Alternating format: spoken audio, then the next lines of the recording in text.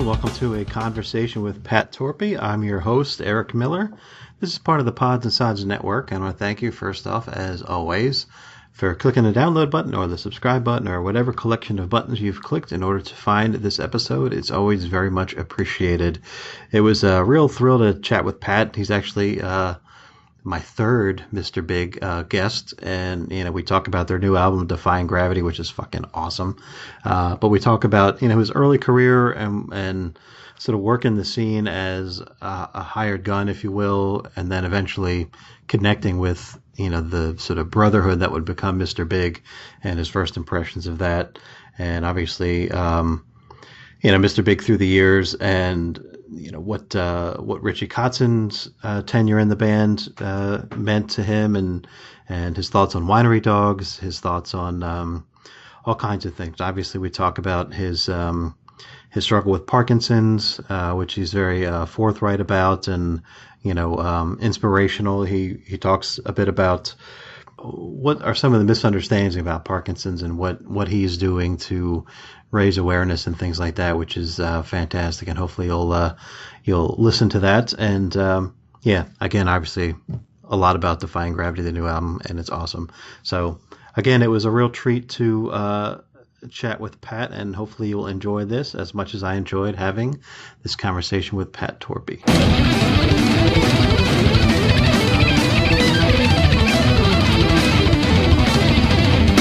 Gives me great pleasure to welcome Mr. Pat Torpey. Welcome, Pat. Hi, glad to be here. Thank you.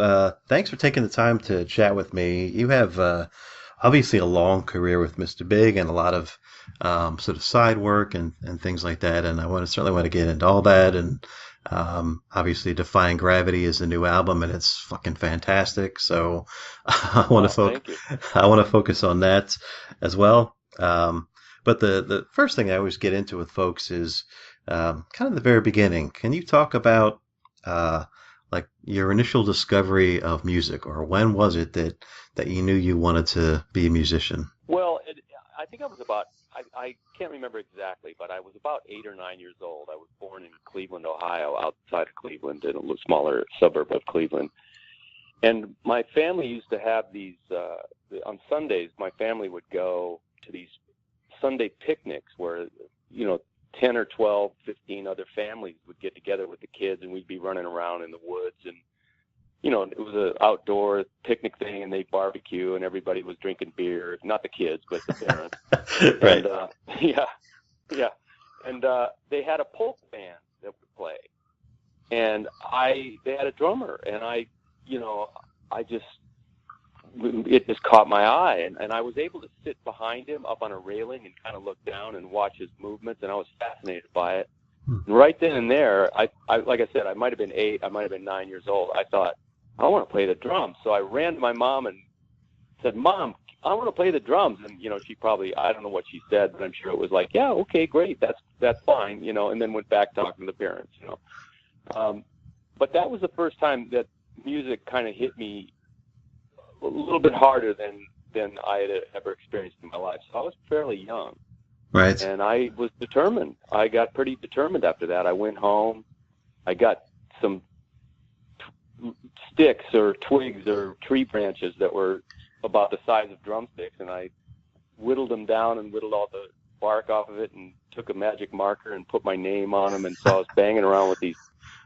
So my mom, after, I don't know how much time went by, a couple months maybe, she realized maybe he's really into this. So she got me a pair of sticks and a practice pad, and then from then it went to a snare drum. And then, by the time I was 13 years old, I kept bugging her about it, and she finally bought me a used kit. And that's kind of the quick version of how I, got into wanting to be in a band, right? Play music.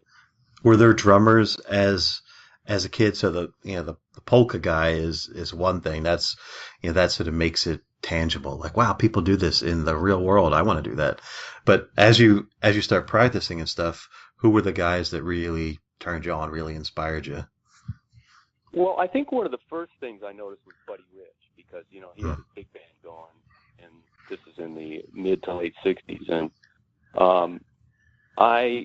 Buddy Rich, he was the drummer icon. I mean, anybody who cared, because Ringo, of course, I started noticing the Beatles and I listened to the radio a lot. I had a little transistor radio that had a little tiny crappy speaker, and I remember sitting in bed just at night, putting it up against my ear, and it was all mostly white noise, but I could make out the song.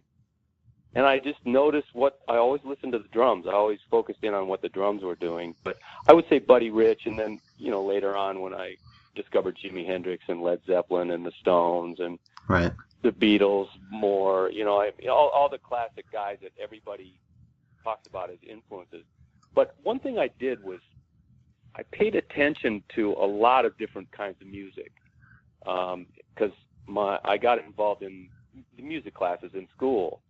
And we did, orchestra and classical, and, I played timpani and percussion. So I kind of really tried to immerse myself in the whole percussion area. So, and my mom sort of, she didn't force me because I had the desire, but she suggested, well, if you want to play music, you're going to have to, we're going to have to get a little more serious about it than just you banging around on your practice set. So, So I got involved in that. Nice. Do you remember? So, that's. Since you brought up Buddy Rich, do you remember seeing those epic, like Ed Shaughnessy and Buddy Rich drum battles? Did you watch them at the time?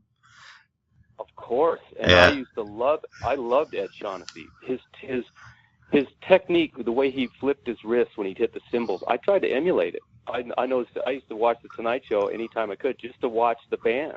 And then when Buddy Rich was on, or Louis Bellson, that was just like frosting on the cake. I mean, oh boy, because I know they're going to play, and I can't wait. So I just remember at the beginning of Johnny Carson show, they'd announced the guests, and I remember waiting up late at night, waiting to see who was going to be on. If they said Buddy Rich or Louis Bellson, I was like, oh yeah, this is going to be great. So I was really focused on it. And I saw Buddy Rich live about probably 15 times in my life. Wow. So I followed him around. Wow. So you obviously go through a period of, probably joining bands and whatnot. I think you moved to Phoenix or out to the West Coast. Yeah, that's right. When I think I was in 6th grade. My family moved to Phoenix to get out of the cold tundra, winter Siberian weather of Cleveland in the winter. And so we jumped in the frying pan in the heat of the desert in Phoenix. But so that's kind of where I started getting into, playing with other musicians and stuff. When I was probably 13 or 14, I started, friends of mine, we'd be banging around on trying to make something out of something. Gotcha. So in those early days, and I don't want to get into the specific sort of gigs, but there's a bit of an arc to them. You got the American Bandstand gig. You did the John Parr tour and Belinda Carlisle, and I guess even later was the Knack. Were you? Was that kind of was it a bit of a hustle? Like, were you kind of a hired gun, and were you always looking for like a permanent, like a band? And part of the reason I bring that up is sort of as a backdrop to when you connect with Mr. Big, it's a family right out of the gate. So during those gig years, was it? Did you have a sense of that, or were you just were you pleased doing the gigs and then on to the next? Well, I always wanted to be in a band. I mean, that's the ultimate. Be in a band where I was involved in every aspect, like the artwork, recording, the writing, the touring. That was the ultimate thing I was going for. But you're out in LA and everybody's hustling. Everybody's trying to do that. And so I was just networking at the time, and I didn't even know what networking was, but I was doing it. And before I started doing all these kind of sideman gigs and television and playing on people's demos and just basically, like you said, hustling. I was in a band, we did originals, and we were trying to do it, but it just didn't work out, trying to get a record deal, and it would fall apart, and then I'd start another band, and then eventually I kind of thought, well, I'll just see what happens, and I started doing all this sideman stuff, and I was making a decent, I don't want to say decent living, I was paying the bills, I wasn't going to retire, but I just kind of, I auditioned for everybody, you know, that was looking for a drummer. I auditioned for the Divinals. I auditioned for Rick Springfield. I didn't get that, and I really wanted it because I knew the keyboard player was a good friend of mine. So I was just kind of seeing what was what was out there, and I had a buddy that worked at the big music stores out here, Guitar Center, and he'd always hear about stuff, and he would always call me. So I was always coming home. If the phone would ring, I was like, okay, come on, I hope it's Dave. You know, maybe he's got something for me to pursue. But so I was just doing what everybody was doing, I think, hustling, you know. So I don't know if that answers your question, but that's what I was doing. Like, I think that sets up a good, like I said, a kind of a backdrop for Mr. Big. And I've heard you're my third Mr. Big guy. I'm 3/4 of the way through the band. Okay. And I've kind of heard, you know, from Billy and from Paul that, you know, that there was magic within that first sort of jam session, right? So it makes me wonder, like, did you feel like, yes, like, is there an extra little bit of this could be home for you? Yes, I did. I really did. I felt that chemistry immediately. And I remember thinking, you know, I've heard, you know, it's like I remember interviews with Led Zeppelin, and they said, yeah, we got together in the room and started playing, and boy, we all just knew, wow, this is fantastic. And I always thought, how did they know? How could they tell? Right, I mean, right. All kinds of people, you know, it's like, you're just playing music. I mean, did they really know that they were going to be huge? I mean, you know, they seemed to be so confident in the chemistry that they had. But then the first time I played with Eric, Billy, and Paul, I mean, we jammed on an Outfield song, you know, what's that Outfield song was a hit? I can't remember. Oh, Your Love. And yeah, I don't want to lose your love tonight. Right. You know, that thing. And I don't know why, we just started banging around, and, you know, that's kind of an unusual song. I think people would be surprised by that. But, and then, and I thought, wow, they're all really great. You know, I'd heard of Eric and I'd heard of Billy, but I didn't know of Paul, and Paul I was really immediately impressed with him. Yeah. And then they started showing me a couple of their songs, and like some of the songs that ended up on our first record, Blame It on My Youth, Rock and Roll Over. And I heard Eric sing, and it was like a 20 minutes into it. I was like, this is for me. And at the time I was still playing in the Knack. So I thought, I'm really sorry, but I'm going to have to move on, because I love the Knack guys. They're good guys. They're good buddies. So, but they already had their houses in Pacific Palisades in their empty cars because of my Sharona. So I was driving a beat up Volkswagen trying to find my way. So I saw an opportunity in Mr. Big, and musically it was really satisfying, and the chemistry was there.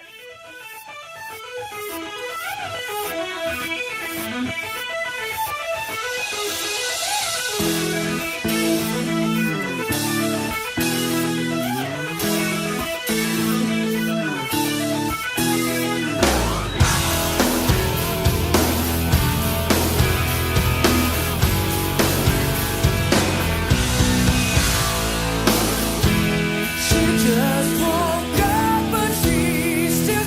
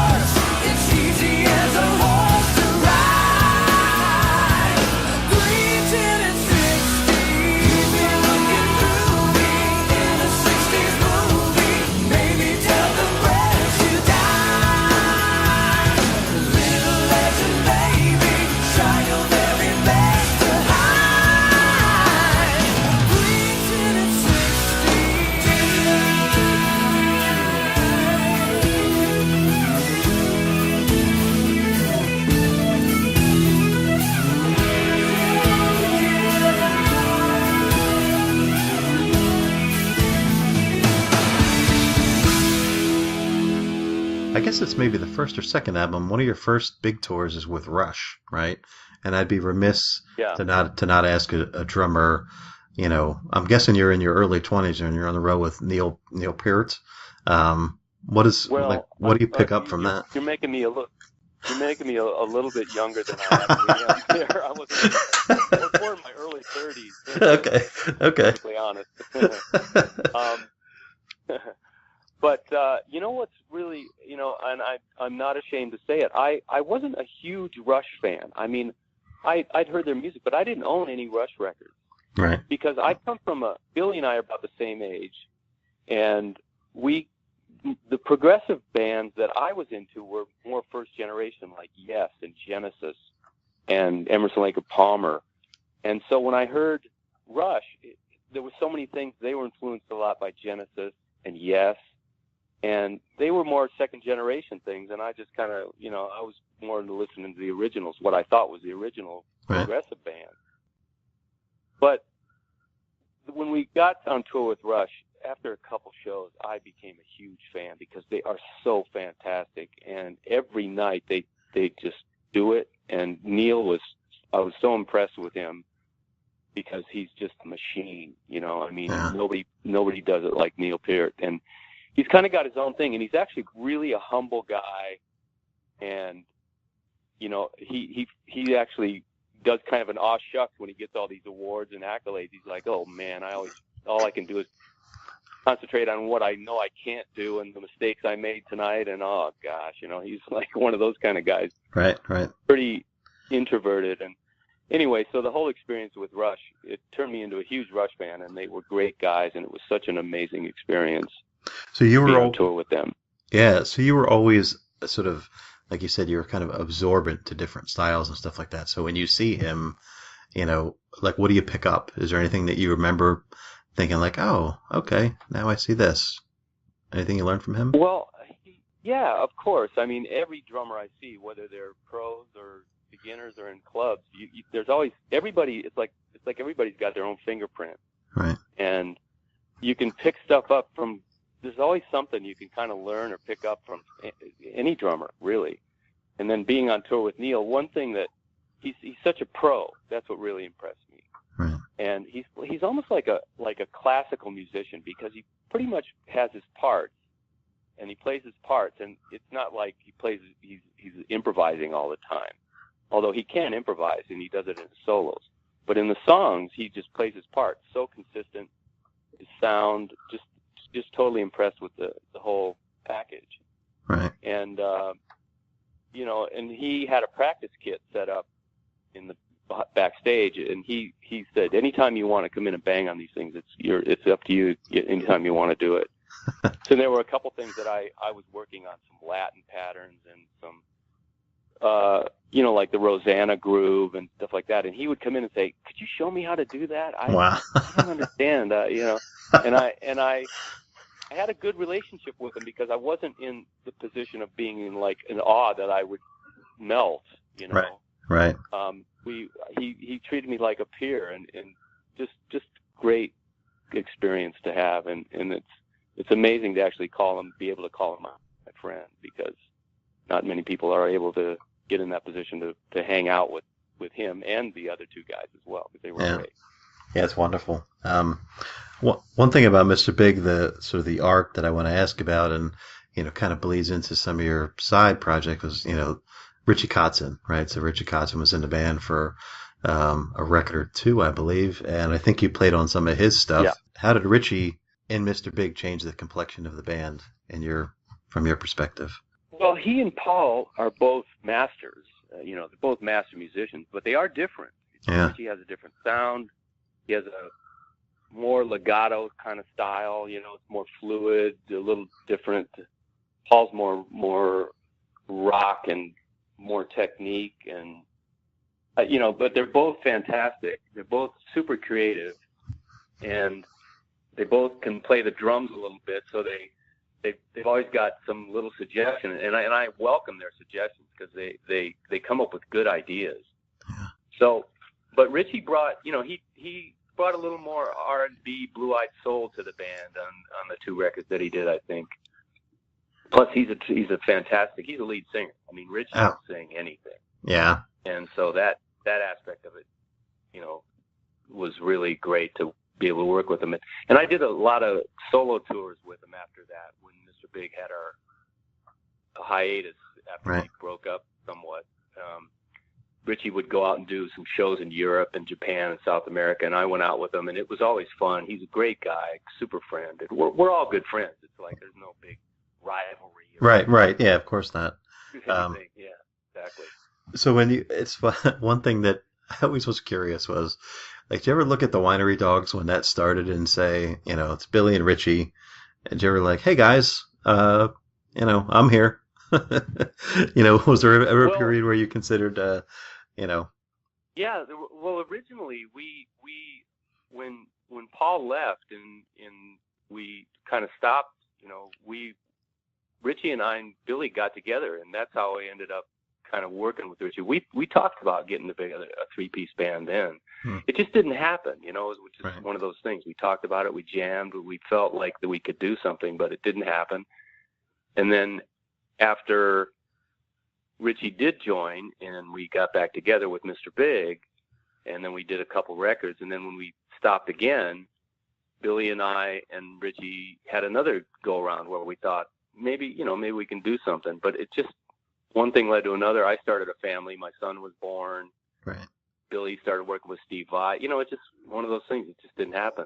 Right. And I love the Winery Dogs. I mean, they're fantastic, and they got their own thing going on. It's great. But I kind of consider myself the original Winery Dog. So I'm kind of the winery puppy that never got in the band. I was there when it's in the beginning.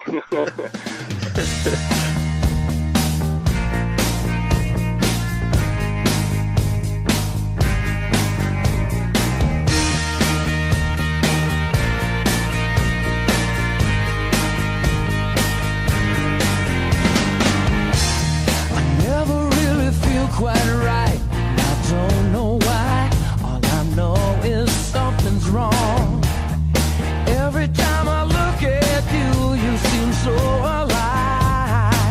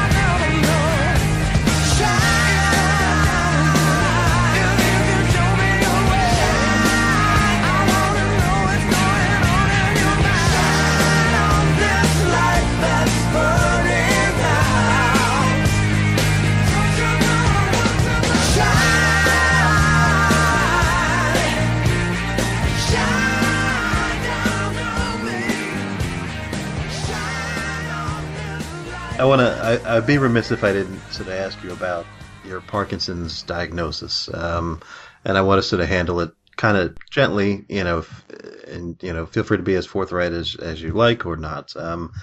I guess it's about 3 years since you sort of publicly announced that was sort of a struggle you're going through. So just a question or two about that.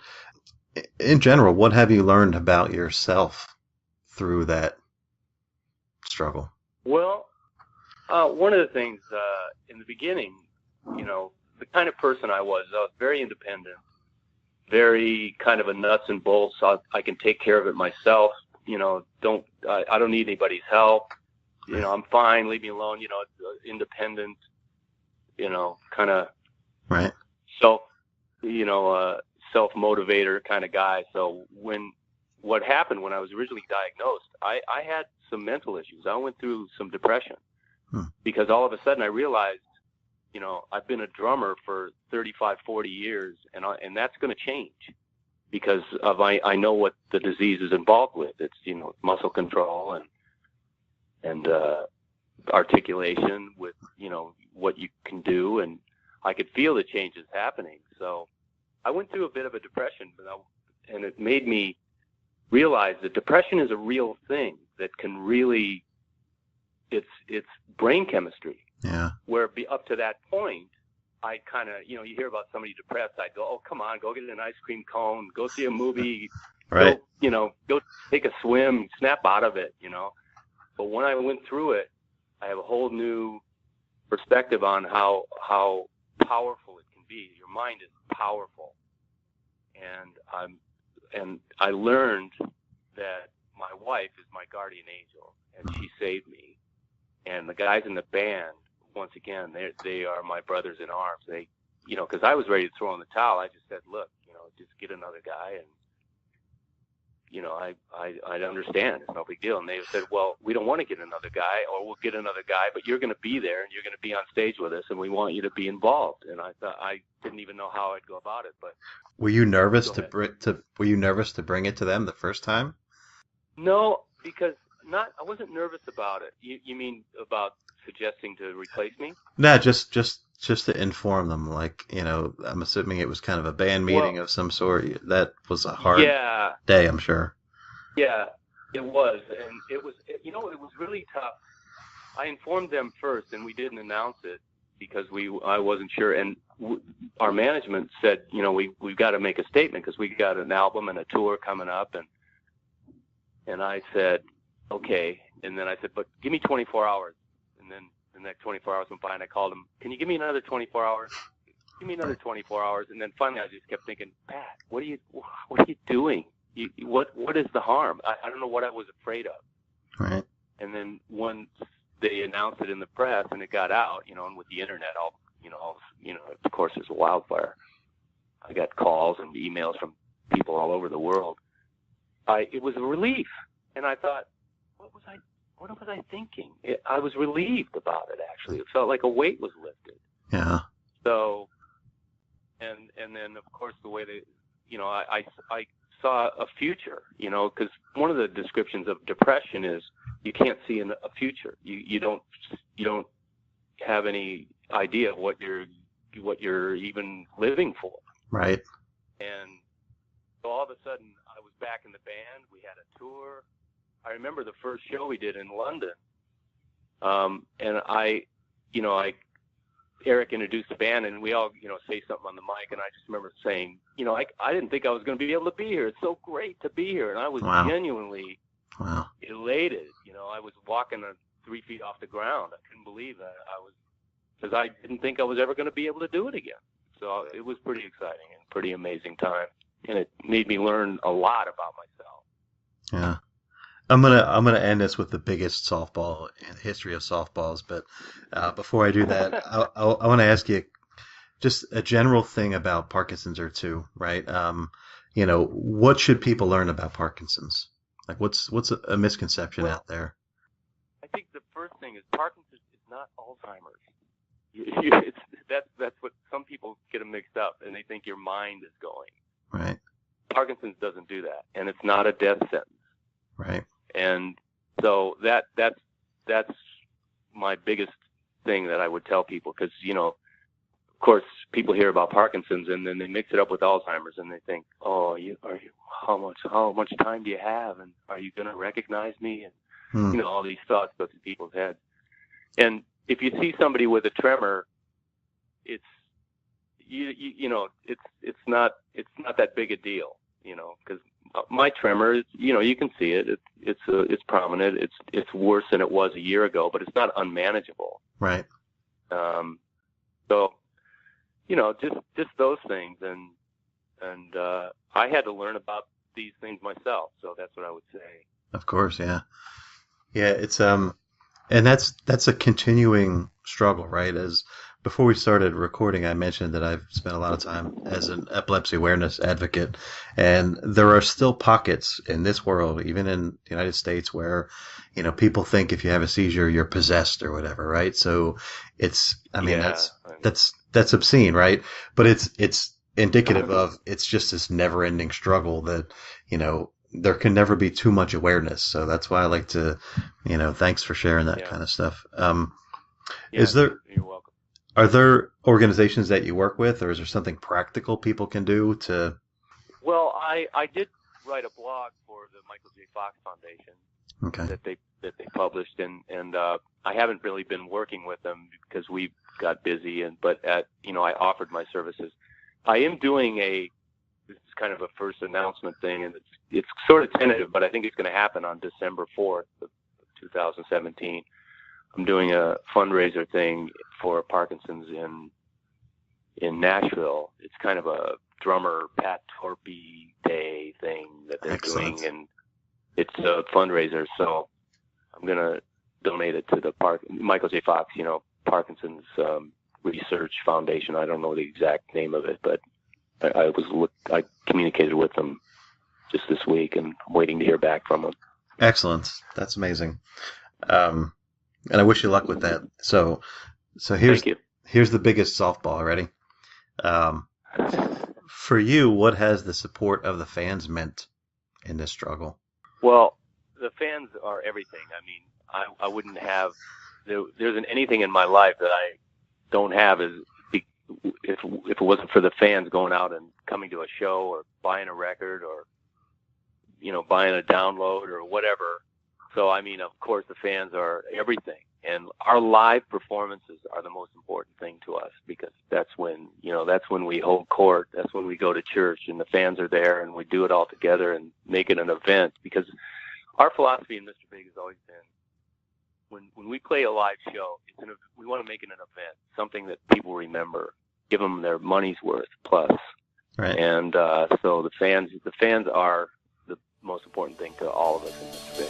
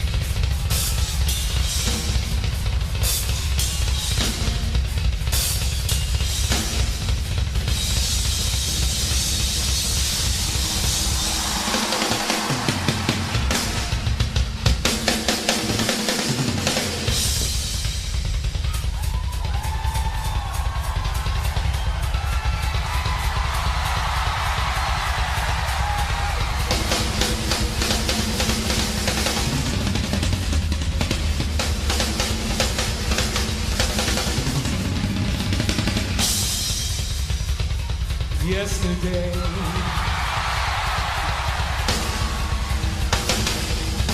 All my troubles seem so far away.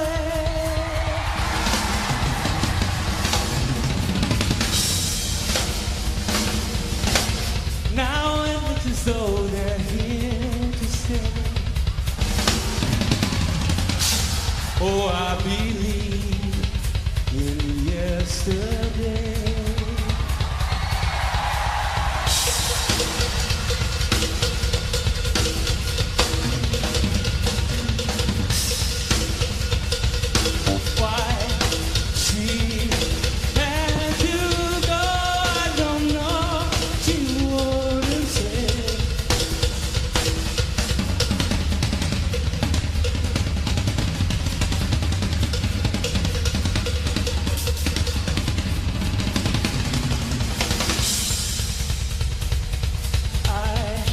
Said something wrong, now I'm wrong for yesterday.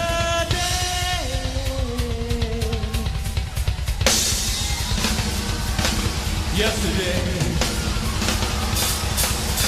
love was such an easy game to play. Now I need a place to hide away. Oh, I believe yesterday.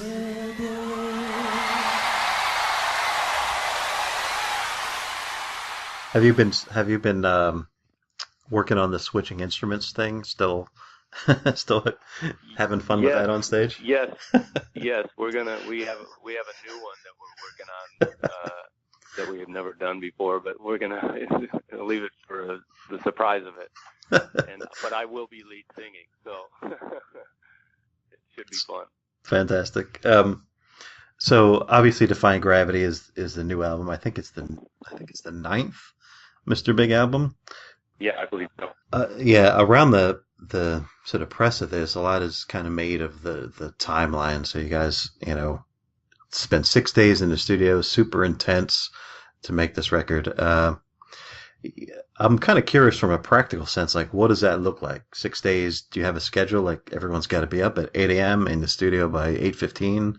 What's that look like? No, we kind of, we'd roll in and start, we're like, kind of quasi rock and roll schedule kind of guys. We start at noon and go for 12 hours. And if we're doing something and it's working and we're trying to get something, we'll go into the wee hours of the morning, but we don't stay up too late. We're pretty sensible about that. We're not in our 20s anymore. Right. So, basically we were trying to get 2 songs a day, and we were successful. We got 11, which is good because, we needed the first day to kind of get things going. So that's what we felt. We wanted to at least get 11. We were trying for 12, but we felt like we were successful in our goal. Yeah. Yeah. The album is fantastic. It's, Thank you. There's just so many great songs on there. The one that's getting a bit of attention is 1992, just because of the theme of it. Can you talk about about that song arriving in your studio and what the process was of that one coming to realization? It was a song written by Paul, and he brought it in, and immediately everybody was like, "Wow, this is kind of cool," And it's so Paul Gilbert. Paul Gilbert has a way of writing a song that's got all the elements, and it's got a little bit of fun, and it draws the listener in. It's like, it's green tinted, 60s mind. I mean, when we first heard that, I loved it. We all did, and it was almost a little bit of a departure from Mr. Big, but we weren't sure what Mr. Big was either. We were doing all kinds of different things, and so 1992 came in, and the reference back to Be With You and our experience when that became number one, I loved it. Everybody did, and it's kind of a good mixture of Mr. Big elements, great guitar playing, kind of heavy pop melodies with a big vocal extravaganza, which is kind of what we're into. So yeah, it was great. And fun lyrics. Yeah, exactly. That's Paul. It's Paul Gilbert. some of the other songs, like how complete would the songs be when they, when they arrive in the studio? Correct me if I'm wrong. Everybody brings in ideas. Do you? You're a songwriter as well. Do you bring in ideas? I know Paul does. Billy does. Do you bring in stuff? Well, what we do sometimes, like Paul and Eric will bring in a song that's pretty complete. Paul shows it to us on guitar and sings it, and Eric does the same thing. Just kind of takes an acoustic guitar and shows it, and then we kind of put it through the Mr. Big machine. Right. But another thing we do, and a lot of Mr. Big songs ended up this way, like Addicted to That Rush, Colorado Bulldog, these songs, they were band songs where we got together and just kind of jammed. Right. Billy, Paul, and I, without Eric, and then we would come up with some ideas. Like Defying Gravity came from an idea that Billy and Paul and I kind of were banging around with, quietly in a small room, just, on a little recorder, just recording sniglets, we call them.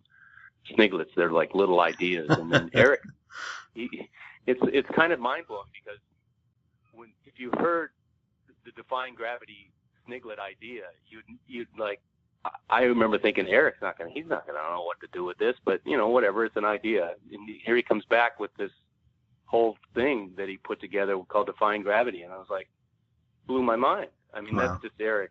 He's done that so many times over the years. Call it Martinizing, And I remember we had a song called Temperamental, and it has this kind of guitar lick in the chorus, and I remember thinking, what the heck, you can't sing over this. What's he going to do? And he had it completely worked out and arranged and ready to go. I was like, man, Eric, jeez. And that's impressive. Pretty impressive. That's probably one of the things, too, is, outside looking in, it appears that you guys just could not have more faith in each other, right? If anyone brings in an idea. That's a good way to put it. That's a good way to put it, When I talked to Paul, the other question that I asked, and I think it's an interesting one, is not only do you come in with an idea, right, but you get to hear the other guy's idea and then figure out like, ooh, here's how I can add to it, and that's got to be equally exciting. Yeah, it's really it's a true band situation where we all contribute. It's not like one guy's vision, and it's like we trust each other a lot. Like I don't know what the exact. You just said it a minute ago. We had a lot of faith in each other to be able to let each guy do their thing, right. And that's because we had this chemistry. Plus, we got years of working together, so we know each other well enough, kind of know the boundaries. Because we all sing, so we're aware that the vocals are important, and it's just a matter of trust. Yeah, that's amazing.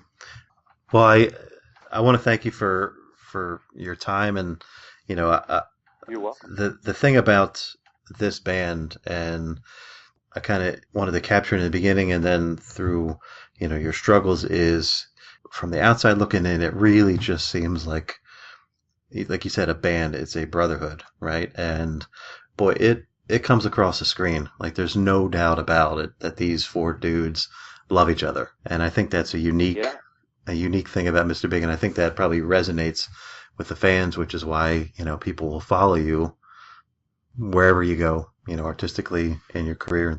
Well, that's a good way to put it, because the fans are so important to us, and it is a true family, like you kind of suggested earlier. I mean, they are my brothers. I've been with these guys longer than I've been with my wife. It's like so they're important parts of my life. I mean, over half my life I've spent with them. So it's an amazing time to actually be coming up on our 30th year anniversary. It's something I never even imagined. So it's pretty interesting, pretty amazing.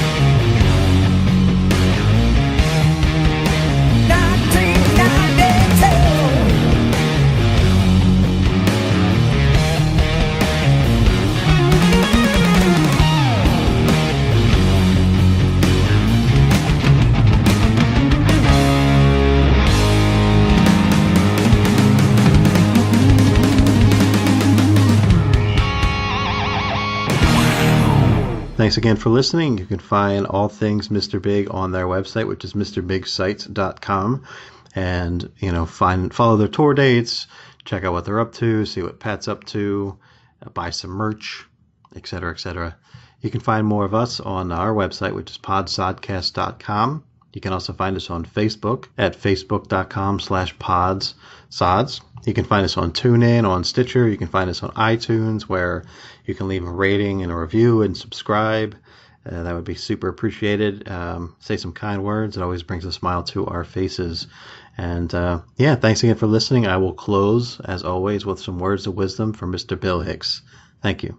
The world is like a ride at an amusement park, and when you choose to go on it, you think it's real, because that's how powerful our minds are. And the ride goes up and down and round and round. It has thrills and chills, and it's very brightly colored, and it's very loud, and it's fun for a while. Some people have been on the ride for a long time, and they begin to question, is this real, or is this just a ride?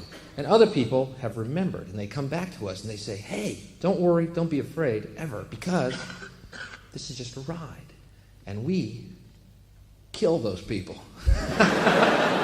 Shut him up. We have a lot invested in this ride. Shut him up. Look at my furrows of worry. Look at my big bank account and my family. Has to be real. It's just a ride. But we always kill those good guys who try and tell us that. You ever notice that? And let the demons run amok? But it doesn't matter, because it's just a ride. And we can change it anytime we want. It's only a choice. No effort, no work, no job, no savings of money. A choice right now between fear and love. The eyes of fear want you to put bigger locks on your door, buy guns, close yourself off. The eyes of love instead see all of us as one. Here's what we can do to change the world right now to a better ride. Take all that money we spend on weapons and defense each year and instead spend it feeding, clothing, and educating the poor of the world, which it would many times over, not one human being excluded, and we can explore space together, both inner and outer, forever in peace.